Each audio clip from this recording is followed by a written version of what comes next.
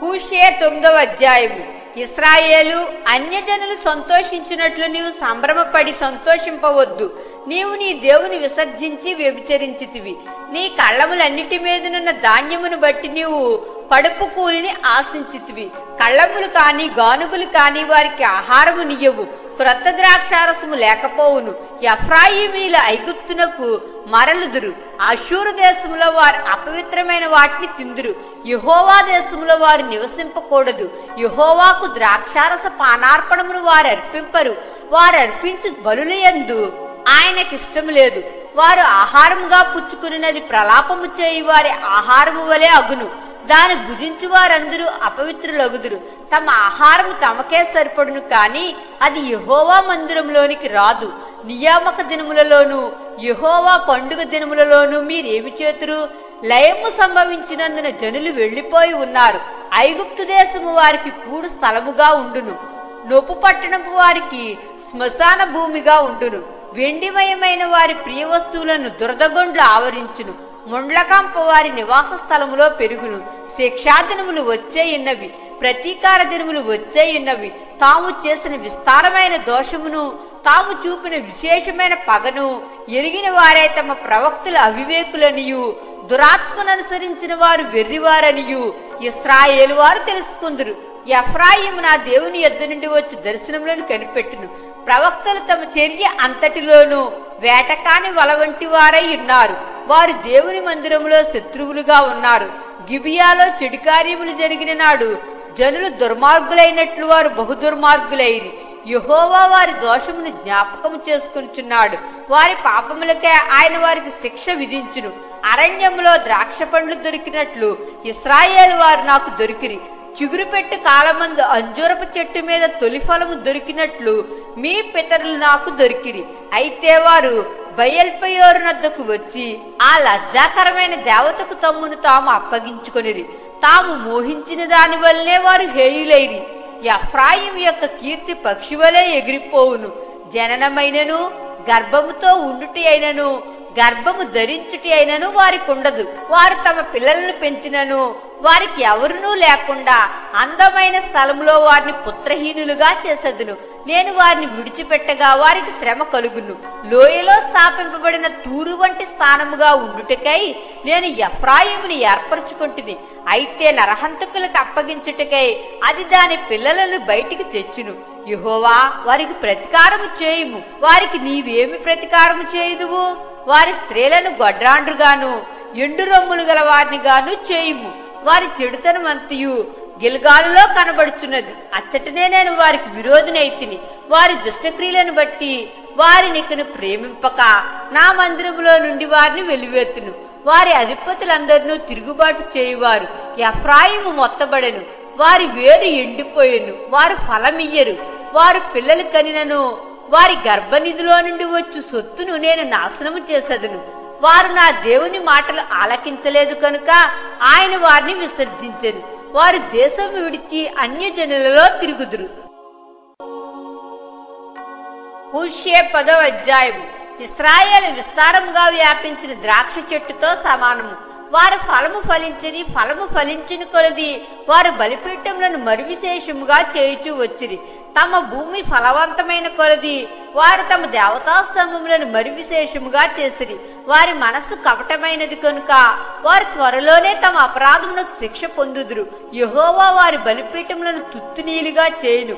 వారు ప్రతిష్ఠించిన దేవతా స్తంభములను పాడు చేయును. రాజు మనకు లేడు, మనము యెహోవాకు భయపడము. రాజు మనకేమి చేయును అని వారిప్పుడు చెప్పుదురు. అబద్ధ ప్రమాణములు చేయుదురు, సందులు చేయుదురు, వట్టి మాటలు పలుకుదురు. అందువలన భూమి చాళ్లలో విషపు కూర మొలుచున్నట్టుగా దేశంలో వారి తీర్పులు బయలుదేరుచున్నవి.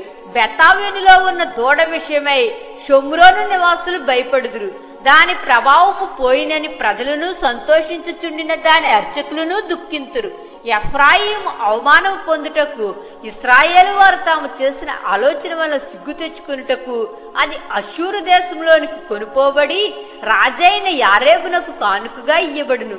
షోమ్రోను నాశనమగును, దాని రాజు నీళ్లలో కొట్టుకుని పోవు నురుగుతో సమానమగును. ఇశ్రాయేలు వారి పాపస్వరూపమైన ఆవెనిలోని ఉన్నత స్థలములు లయమగును. ముండ్ల చెట్టును కంపయు వారి బలిపీఠముల మీద పెరుగును. పర్వతములను చూచి మమ్మును మరుగు చేయుడనియు, కొండలను చూచి మా మీద పడుడనియు వారు చెప్పుదురు. ఇశ్రాయేలు, గిబియా దినముల నుండి నీవు పాపము చేయుచూ వచ్చితివి. అచ్చట వారు నిలిచి ఉండిరి. దుర్మార్గుల మీద జరిగిన యుద్ధము గిబియాలో వారి మీదికి రాగా నా ఇష్ట ప్రకారము నేను వారిని శిక్షింతును. వారు చేసిన 2 దోషక్రియలకు నేను వారిని బంధింపగా అన్యజనులు కూడి వారి మీదికి ఒత్తురు. ఎఫ్రాయిము నూర్పునందు అభ్యాసం గలదై కొంకులను త్రొక్కగోరు పెయ్యవలే ఉన్నది. అయితే దాని నున్నని మెడకు నేను కాడి కట్టుదును. ఎఫ్రాయిము చేత దున్నించుటకు నేను ఒకరిని నియమింతును. యోదా భూమిని దున్నను, యాకోబు దానిని చదురు చేసుకొనును. నీతి ఫలించినట్లు మీరు విత్తనము వేయుడి, ప్రేమ ఎను కోత మీరు కోయుడి. యెహోవాను వెదుకుటను ఇదే సమయము కనుక ఆయన ప్రత్యక్షమై మీ మీద నీతి వర్షము కురిపించినట్లు ఇది వరకెన్నడూ దున్నని బీడు భూములు దున్నుడి. నీ ప్రవర్తనను ఆధారము చేసుకుని నీ బలాఢ్యులను నమ్ముకొని నీవు చెడుతనపు పంటకై దున్నితివి కనుక మీరు పాపమును కోత కోసి ఉన్నారు, అబద్ధమునకు ఫలము పొంది ఉన్నారు. నీ జనుల మీదికి అల్లరి వచ్చును. షల్మాను యుద్ధము చేసి బేతర్బేలును పాడు చేసినట్లు ప్రాకారం గల నీ పట్టణములన్నీ పాడగును. పిల్లల మీద తల్లులు నేలను పడవేయబడుదురు. ఇలాగున మీరు చేసిన ఘోరమైన దుష్టక్రియలను బట్టి బేతేలు మీకు నాశన కారణమగును. ఉదయకాలమున ఇశ్రాయేలు రాజు కొట్టబడి నిర్మూలమగును. హోషేయ 11వ అధ్యాయం. ఇశ్రాయేలు బాలుడై ఉండగా నేను అతని ఎడల ప్రేమ కలిగి నా కుమారుని ఐగుప్తు దేశములో నుండి పిలిచితిని. ప్రవక్తలు వారిని పిలిచినను బయలుదేవతలకు వారు బలులు అర్పించిరి, విగ్రహములకు ధూపము వేసిరి. ఎఫ్రాయిమును చెయ్యి పట్టుకుని వానికి నడక నేర్పిన వాడను నేనే, వారిని కౌగిలించుకుని వాడను నేనే వారిని స్వస్థపరిచిన వాడనైనను ఆ సంగతి వారికి మనసున పట్టలేదు. ఒకడు మనుషులను తోడుకుని పోవునట్లుగా స్నేహబంధములతో నేను వారిని బంధించి ఆకర్షించితిని.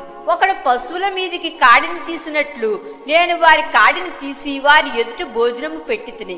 ఐగుప్తు దేశమునకు వారు మరల దిగిపోరు కాని నన్ను విసర్జించినందున అష్షూరు రాజు వారి మీద ప్రభుత్వం చేయును.